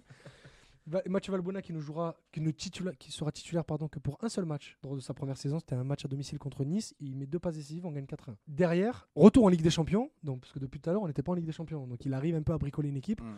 On retourne en Ligue des Champions. Ribéry est vendu au Bayern de Munich pour 30 millions. Touafilou Maolida part à la JOCR pour 5 millions. Habib Bey part à Newcastle pour 3 millions. Pagis est libéré. Christian Jiménez est vendu 2 millions. Alain Cantarey est vendu 500 000. Mehdi Benassia est vendu 200 000 euros à Lorient. Et derrière, là, on achète beaucoup de joueurs avec Djibril Cissé, donc l'option d'achat est levée. Karim Ziani qui arrive pour 8 millions. Gaël Givet pour 5. Benoît Chérou pour 5. Benoît Chérou a été échangé avec Touafilou Maolida pour une balance de 2 millions d'euros. Avec le recul, c'est incroyable. Affaire, oui. Charles Caboret est récupéré à Libourne Saint-Seurin pour 600 000 € au mercato d'hiver. L'autre très gros coup de Pape Diouf, Steve Mandanda récupéré pour un prépayant de 300 000 € avec une option d'achat à 3 millions d'euros. Le gardien En titulaire des Espoirs. Donc aujourd'hui, qui devient le joueur le plus capé de ton Ouais. histoire. donc le gardien titulaire des Espoirs qui est acheté pour 3 millions d'euros à l'époque. Aujourd'hui, Gauthier Larsonneur, c'est combien? Ah bah c'est minimum. On va Ouais, taper dans les 10, 10, 15, Voilà, oui. 10-15, voilà. Et Alban Lafont aussi. Donc, Oui. donc voilà, quand on voit l'inflation des transferts. C'était il y a à peine 10 ans. 10 ans. 15 ans. C'était il y Ouais, a 10 ans, c'est ça. 2008, Ouais, c'est ça. et à 12 ans. C'est les prix qui ont. C'est affolant. hein. Pape Diouf arrive sans Ligue des Champions, à arriver avec des bilans financiers qui sont un peu plus excédents en termes d'achat par rapport à la vente. Donc excédent, ça veut dire qu'on dépense plus que ce qu'on gagne. Tout avec des coûts, parce que tu n'as pas un effectif qui est très valorisé, donc il n'y a pas de grosses ventes à faire. Mais il tente des coûts. Il tente des coûts à 1 million, 2 millions, à 800 000, 500 000, des prêts avec option d'achat, il va chercher des joueurs libres. Il arrive à construire une équipe qui va aller chercher la Ligue des Champions. Et quand on est en Ligue des Champions, là, ça dépense un peu plus d'argent, mais tout en ayant une balance des transferts positive. Ça veut dire que tu vends plus que ce que tu n'achètes. Parce que Ribéry part en 2007 pour 30 millions, Nasri partira pour 25 millions à Arsenal l'année d'après. Et à partir de cet argent-là, on va faire le mercato derrière avec des joueurs de Ligue 1, avec des Karim Ziani, des Gaël Givet, des Benoît Chéroux. Donc je voulais souligner du coup l'importance de Pape Diouf dans cette époque-là, parce qu'au-delà des coachs, parce qu'on appelle ça la période Guéretz et Mon, parce qu'on retient plus facilement les coachs, mais le vrai patron, le vrai chef de cette époque-là, et c'est pas parce qu'il est mort qu'on le dit, parce qu'on s'est rappelé de la grandeur de ce président depuis qu'il est mort. Mais Pape Diouf, les 5 ans qu'il passe à la tête du club, c'est masterclass sur masterclass à tous les mercatos. Parce que même s'il y a des échecs, on rigole beaucoup quand on parle des plus grands flops de l'histoire du club, on parle beaucoup de Mendoza et Jiménez. Ça arrive. Mais regardez ce qu'ils ont coûté. Mhm. Ils ont coûté 3 millions en tout. C'est un cinquième d'un Mitroglou, sans compter le salaire. Oui, on est loin des catastrophes Donc, industrielles de ces dernières saisons. Oui, c'est le jour et la nuit. Et je parle même pas du projet Dortmund. Ah oui, bah ça. Et je parle même pas du projet Dortmund. On va parler demain sur la Brune après. Mais voilà. Donc en gros, sur les 5 ans de la période de Pape Diouf, et Amaïs l'a dit, c'est l'importance d'un président, d'un dirigeant qui a la même mise sur le mercato et surtout qui connaît le club. Pape Diouf connaissait les joueurs qui peuvent réussir, qui avaient la mentalité et le jeu pour réussir ici. Et ça a tout fait, cet OM-là. C'est pourquoi moi, à l'époque, jeune adolescent qui grandit avec cet OM-là, j'arrivais très facilement à m'identifier à eux. Et surtout, c'est un OM d'exploit. Parce que le Lyon de Gérard Rouillet à l'époque, c'est en termes de domination, Très fort. c'est en termes de domination très proche du PSG de Laurent Blanc. Parce que le PSG d'aujourd'hui, ils sont dominants, mais pas comme à l'époque. Le Lyon de Gérard Rouillet, personne ne pouvait les battre. Surtout dans des dispositions de gros matchs. Ils ne perdaient jamais un match contre Saint-Etienne, contre Lille, qui est le Lille de Claude Puel très fort à l'époque, et contre Paris. Sauf que contre l'OM, il y avait toujours la peur de pouvoir se faire avoir par un Niang qui est Il était monstrueux. face à Niang, ça. Toujours, Niang, on toujours, parle beaucoup des toujours. joueurs qui aujourd'hui se cachent dans les gros matchs. Niang, dans les gros matchs, il avait les narines qui gonflaient, il était prêt à tout. J'adore cette image. Parce que tu vois ce que je veux dire, un mec qui respire beaucoup avant le match et qui est déterminé. Mais en tout cas, merci Idriss pour ce rappel. On salue la mémoire de Pape Diouf d'ailleurs, le temps regretté Pape Diouf, qui a fait tant de bien au club. Et tu parlais de ce match face à Lyon. Messieurs, pour conclure ce débat sur cette époque qu'on a tous adoré, est-ce qu'il y a des matchs qui vous ont marqué, dont vous vous souvenez? Amaïs a parlé de très belle manière de cette double confrontation face à l'Ajax. Idriss, tu parlais de ces matchs contre Lyon. Si tu veux, j'en ai deux. Quel match vous ont marqué dans cette période? On va te donner la parole après, tu as beaucoup parlé. Vas-y. Les gens après ils vont en avoir marre Vas-y, de t'entendre. Je comprends. Azir, est-ce qu'il y a Mais des moi, matchs j'en ai toi, marre de parler. qui t'ont marqué là, dans cette période, dont tu te souviens comme ça directement? Le match qui me vient en tête là en premier, c'est le match face à Strasbourg lors de la saison 2007-2008, le dernier match du championnat, qui 4-3. permet à l'OM, victoire 4-3 de l'OM, et un match vraiment fou. Avec le maillot Niveau de- jacquard. hein. Ouais. Exactement, et C'était c'est le dernier l'ouverture, match ouais. de Samir Nasri d'ailleurs à l'OM. Ouais. Et c'est un match qui permet à l'Olympique de Marseille d'accrocher la 3e place et donc de se qualifier pour la Ligue des Champions. Et c'est vraiment un match qui. Niang, il prend un coup, il sort. Il sort, ouais, machin. à la 9e minute, il y a un contact avec Kassar qui deviendra entraîneur des gardiens de l'OM. Ouais, d'ailleurs, exact. Et il y a un contact, les deux sortent. C'est Puy-de-Bois qui rentre pour Strasbourg et c'est Grandin qui rentre pour l'OM qui sortira de deux passes décisives. Exactement. Ah, j'allais et dire, ouais. Cissé qui met un penalty bizarre, Oui, un penalty qui- en 2 temps, un Là, peu bizarre. Puy-de-Bois le ballon, il relance sur sa tête, il a marque de la le tête. réflexe de mettre vraiment. Et Gamero, il est. Oui, Gamero qui c'est débute, mon ouais. dégoût. Enfin, c'est un peu ses débuts. Complètement, réels en sa Ligue 1, sa première saison. Donc voilà, c'est un match qui me vient rapidement en tête. Amaïs, toi, t'as un match comme ça qui te revient de cette période Ah, je pensais qu'on allait expliquer un peu plus. Vas-y. Et là, il y en a deux, j'ai pas préparé, mais bon, forcément, c'est le match que tout le monde a retenu, je pense, quand tu gagnes à Liverpool. alors que l'équipe est totalement à la ramasse. C'est le premier match de Guéret. Premier match de Guéret, On tout est à 19e fait. de Ligue 1 à ce moment-là. Il lance Valbuena Il lance Valbuena. contre Liverpool de Steven Gerrard. Qui etc. viennent d'être finalistes de Ligue des Champions Exactement. et qui viennent de recruter Fernando Torres. Tout à fait. Et tu vas gagner chez eux à Anfield. Donc ça, c'est plus qu'un exploit au vu de l'état de l'OM à ce moment-là. Premier club français à gagner à Anfield.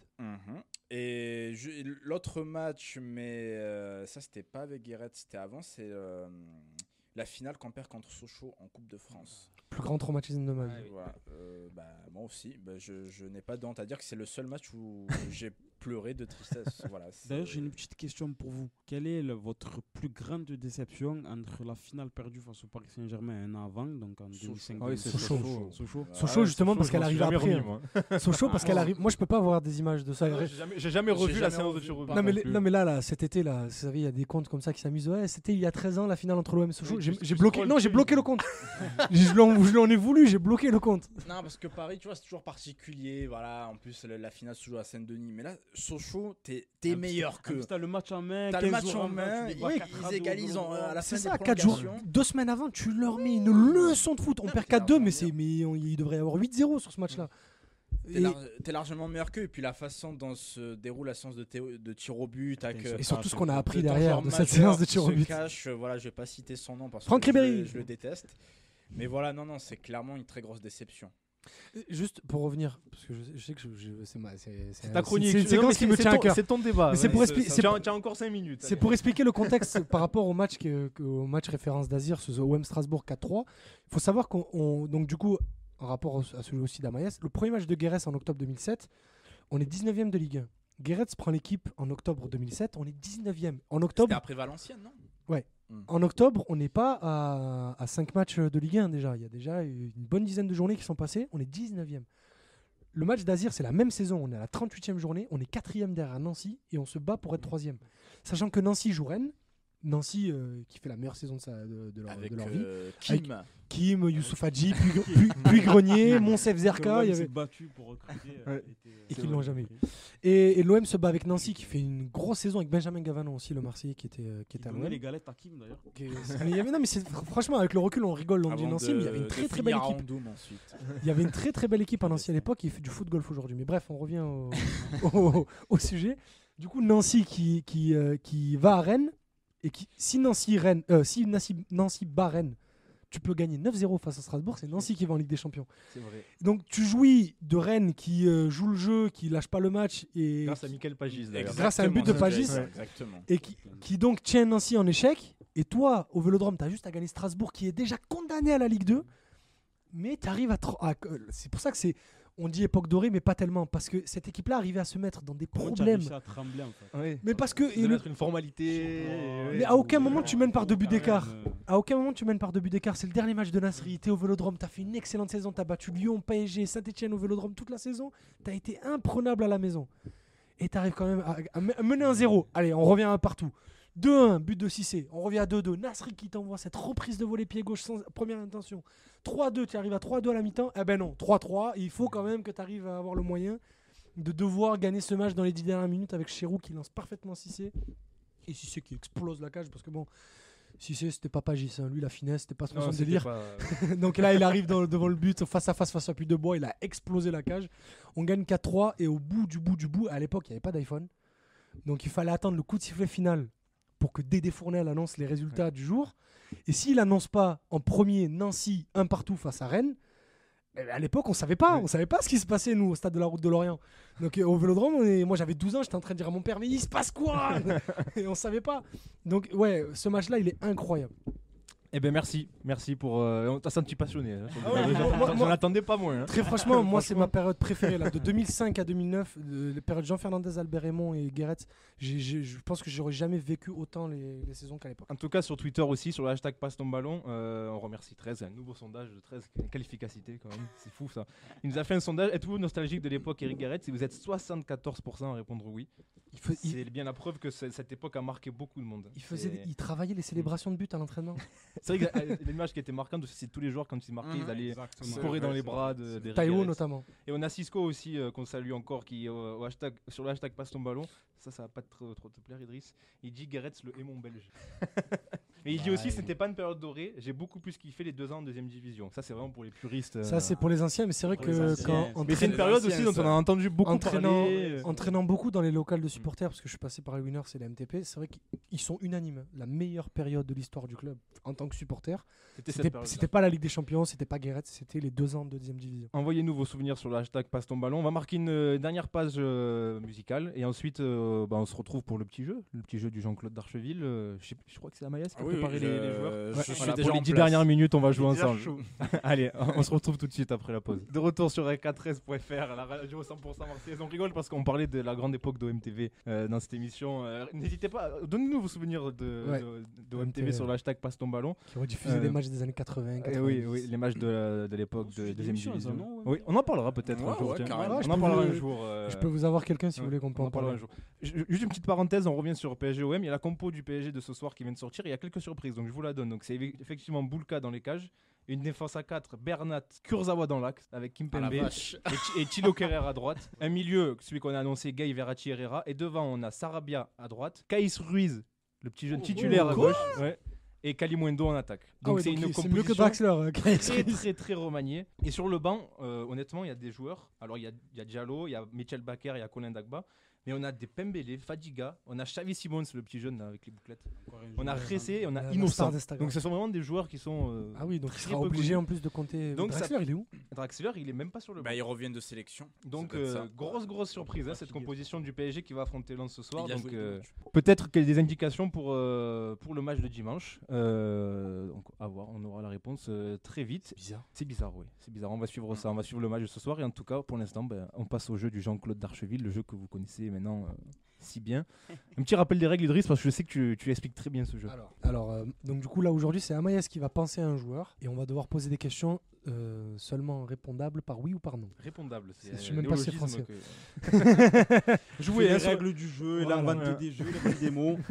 sur le hashtag Passe ton ballon. Dès que vous avez une idée, vous balancez et le premier qui trouve, Donc, on le citera à l'antenne. On devra poser des questions où il ne pourra répondre que par oui ou par non, Ouais. sachant qu'il y a des questions interdites. On ne peut pas demander est-ce qu'il a joué dans tel club. On peut demander est-ce qu'il a joué en Ligue 1 par exemple. On ne peut pas demander est-ce qu'il a joué à l'OM. Ah, faut rester vague. On ne peut pas demander est-ce qu'il a gagné la Coupe du Monde 98. On peut juste demander est-ce qu'il a déjà gagné la Coupe du Monde ou est-ce qu'il a déjà gagné un trophée international. On peut pas dire donc tous les déclinaisons possibles. Est-ce qu'il a gagné avec des champions en 2005, tout ça. Donc voilà, en fait, il faut vraiment poser des questions questions très vagues. précises, mais pas trop. Voilà. Et on a 5 minutes. Allons-y. Allez, je vous c'est écoute. parti. Idriss, vas-y. Actif. Non. Est-il retraité depuis 2015 Oui. Joueur offensif. Européen.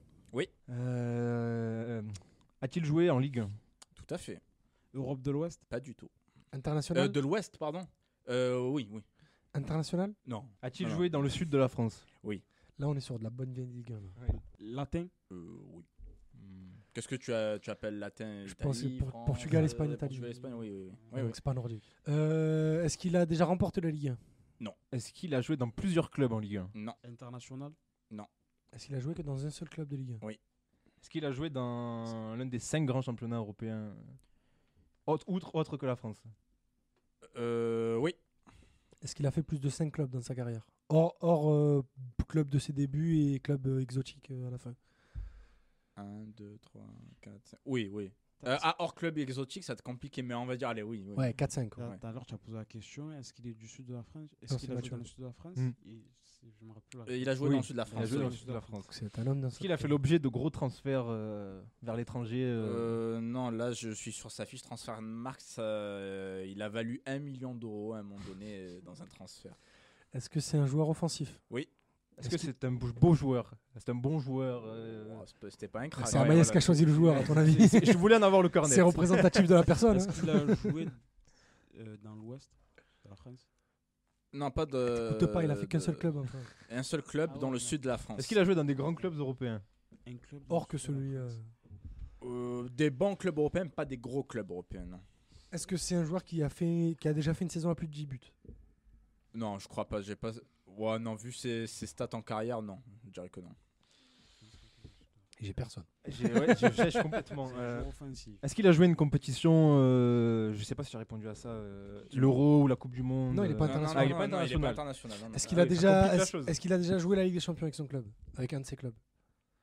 Ou est-ce qu'on est sur des clubs de seconde zone type Alors, il a Séville, joué l'Europa League, il a joué 7 matchs D'accord. pour 2 buts marqués. Voilà, Je transmets une question de Cisco sur Bien Passe sûr. ton ballon. Est-ce qu'il est tombé dans le coma? Je crois pas. On le laisse plus jamais choisir. Ah non, mais C'est avec le club français qu'il a joué l'Europa League ou qu'il a fait la Coupe d'Europe. Non, je crois pas, je vérifie. Donc il n'a pas joué à l'OM, sinon il le saurait. Est-ce que c'est un joueur de derrière les fagots? Est-ce que c'est un joueur un peu plus que l'on connaît, pardon? Oui, un joueur que vous connaissez et qui a été cité tout à l'heure dans l'émission. Oh là là. Voilà, vu qu'on est à 2 minutes de la fin, je Ah, préfère. donc il a joué à l'OM. Oui. Donc il a joué à l'OM. Oui. Donc il a joué à l'OM dans la période Guéret. Avant. Avant. Bah donc, Civilli. non, il est européen. Non, joueur offensif. Offensif. Européen. Joueur offensif qui n'a connu donc que l'OM, qui a joué dans un autre Est-ce grand que- championnat. Coquet. Eh oui, Voilà, oui, c'est c'est moi. C'était ma question d'après. putain. Sergio Contreras Pardo Coquet. C'était un ma narcotrafiquant aujourd'hui, je Ouais. crois. non C'est ça.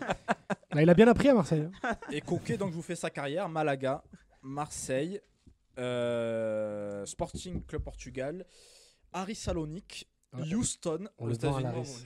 Rayo Vallecano, le FK Bakou en Azerbaïdjan, le Jan Regensburg en Allemagne, ça doit être une des 3 ou une des 4, Blooming en Bolivie, Northeast United en Inde, Veria puis Laris Salonique en Grèce, et ensuite fin de carrière. Et donc, avec Et ses là, déboires il est dans comme, la pointe Quand je de pense à l'équipe. Coquet à l'OM, je pense à sa remise exceptionnelle qu'il fait à Laurent Batles face au Paris Saint-Germain. Merci. Oui, c'est vrai. Non, moi, ça qui sent frappe pour but Lucas. contre Saint-Etienne. Ouais. À la dernière seconde. On rappelle qu'il est Oui. maintenant l'attaquant de pointe de l'équipe de la prison d'Alcatraz. On salue s'il nous écoute. Il a choisi notre carrière. hein. Avec Ronaldinho. Avec Ronaldinho, belle paire d'attaque. Ah ouais, Et franchement, un peu ouais. déséquilibré, mais. Bah écoutez, merci à Maïs pour ce petit jeu. C'est l'heure de nous quitter, mais on se retrouve jeudi déjà. prochain pour de nouveaux débats. On parlera peut-être d'OMTV vu qu'on en a parlé hors antenne et que ça nous a beaucoup fait rire. Ça peut être une idée sympa. Je me charge de l'inviter si ça vous dérange. Eh ben, écoutez, on va essayer d'organiser ça. Merci pour tous vos messages sur le hashtag Passe ton ballon.